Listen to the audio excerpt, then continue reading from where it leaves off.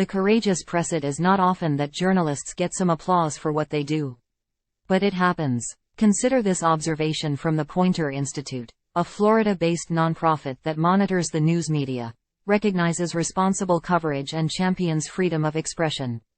Time equals 400 ms. Greater than. Journalists rush into danger to cover the Israel-Hamas war. Courageous journalists from around the globe have jumped into war to share powerful reports of what is happening, the organization said in an analysis released Tuesday.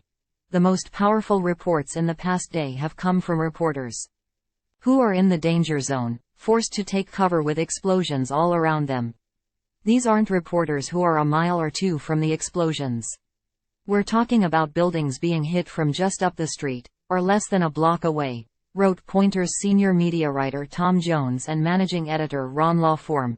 The pair cited coverage from Fox News, CNN, ABC, CBS, NBC, NewsNation and the Associated Press, along with an assortment of print reports. All three network evening news anchors, ABC's David Muir, CBS's Norah O'Donnell and NBC's Lester Holt, anchored Monday from Israel, the report said. The United Nations, meanwhile, monitors media hazards. Journalism is fundamental for sustainable development, human rights protection and democratic consolidation, but remains a dangerous and too often deadly profession, and 9 times out of 10, the murder of a journalist is unresolved, the global organization said in an online report. Time equals 400 ms. Greater than. According to the United Nations Educational, Scientific and Cultural Organization's UNESCO Observatory of Killed Journalists, 1,602 journalists have been killed since 1993, with 22 of those killed in 2023 alone, the report said. Trump charm persists. Time equals 400 ms. Greater than. Former President Donald Trump is still enjoying some hefty support from his fans. Trump hits a record high. Our latest survey of the contest shows Trump backed by 61% of potential Republican primary voters, and in recent days, the former president hit 63%, marking a record high since our tracking began in December. Morning Consult reported on Tuesday. With support of 12% of the respondents, fellow presidential hopeful Florida Governor DeSantis, meanwhile, is back at a record low, analyst Eli Yockley advised in a review of the findings. DeSantis trails Trump by 49 percentage points following a week in which he reached a record 51-point deficit against the frontrunner. The Florida governor also returned to a record low in support, at 12%.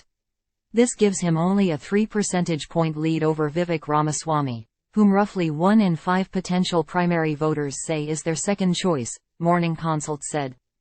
Time equals 400 ms. Greater than. Here are the names and the numbers.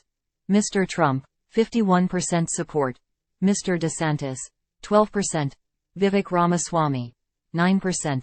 Nikki Haley, 6%. Mike Pence, 5%. Chris Crisis, 3%. Senator Tim Scott, 2%. Doug Burgum, 1%. And Asa Hutchinson and Will Hurd, each with 0%.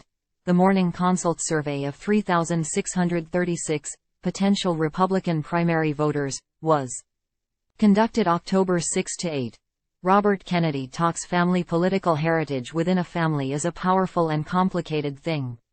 Fox News host Steve Doocy posed a question about this dynamic to independent presidential hopeful Robert F. Kennedy Jr.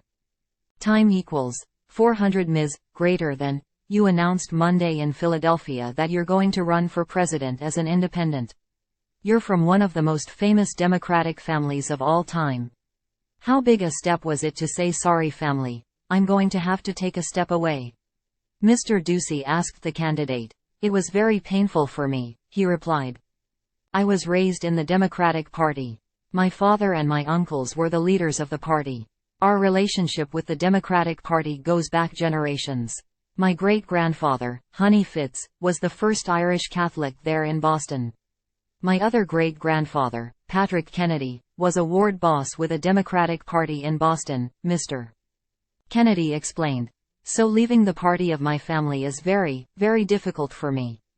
But it was a choice that I didn't feel I had a choice about. I think it's the right thing right now because we're seeing that it's the same corporate donors that control both of the parties. They have, and the parties are in paralysis, the candidate said. And what about his campaign? I hope to take votes from both President Biden and President Trump, Mr. Kennedy declared.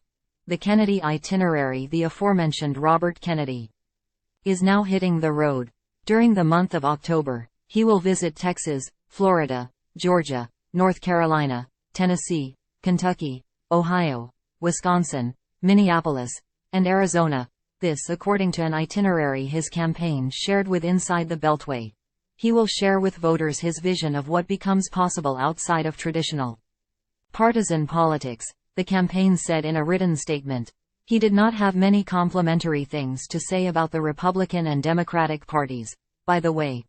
Locked in their habitual debates, the two parties are often blind to common-sense solutions.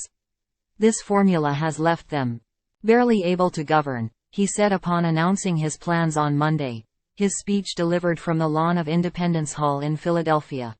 The system runs on inertia, year after year, decade after decade. It's like a runaway bus full of teenagers fighting about who should take the wheel, not realizing that the driver merely follows the GPS set by the crooked insiders and corporate lobbyists. Mr. Kennedy continued. I'm not just going to take the wheel. I'm going to reboot the GPS, he advised.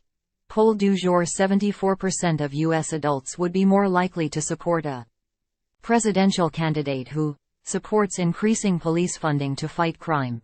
55% would be more likely to support a candidate who supports building a border between the U.S. and Mexico. 52% would support a candidate who has walked the picket line with auto workers on strike. 52% would support a candidate who continues to support Ukraine with military aid. 50% would support a candidate who questions whether vaccines are safe for use by children and adults. 40% would support a candidate who supports law that bans or severely restricts abortion access. Source: a Reuters, Ipsos survey of 1,005 U.S. adults conducted October 3 to 4.